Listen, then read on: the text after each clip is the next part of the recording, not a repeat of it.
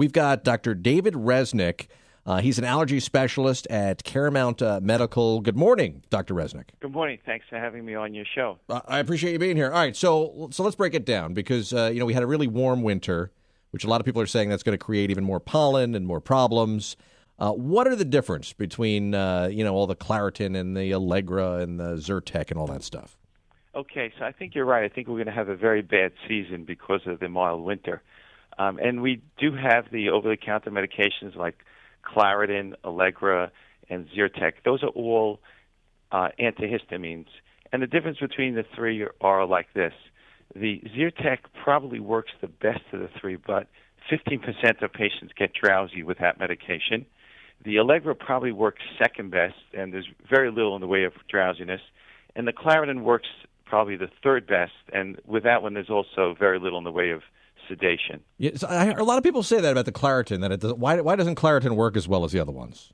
It's just the chemical. If you look at the studies, when they compare the three of them in blinded studies, it's just the way it is. The patients just do the best with the Zyrtec, second best with the Allegra, and Claritin happens just to be the least effective. And really, like, what Benadryl is like the benchmark, right? That's the best one, but you can't even function on that, right? Right, exactly correct. So the reason people don't take the Benadryl is that it makes 50% of people drowsy. They can't work, they can't do their schoolwork.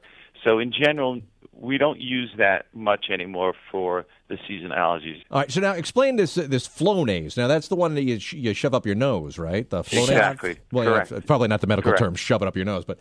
Yeah, now, the ones we spray up your nose, exactly. So how does that work, and where does that fit in with these other ones? Okay, so there are now topical steroids that are over the counter. There's Flonase, Nasacort, and Rhinocort. They're all over the counter now.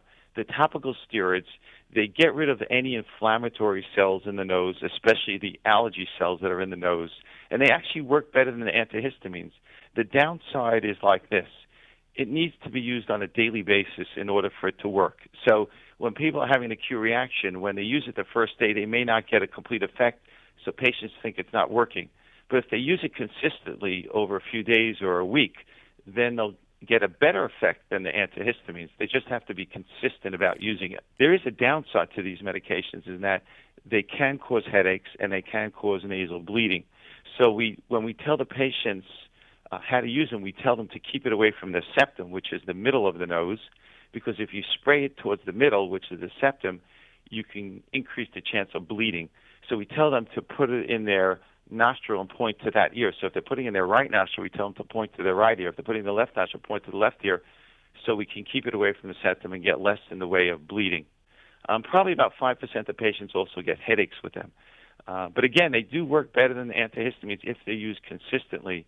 So if someone has mild allergies, we start them on a regular antihistamine. If they're not doing as well, then we tell them to definitely go to the steroid sprays because they will work better if used consistently. All right, so if you're not feeling the effects of allergies yet, you might want to start on the Flonase and build it up before it actually Absolutely. hits. All right.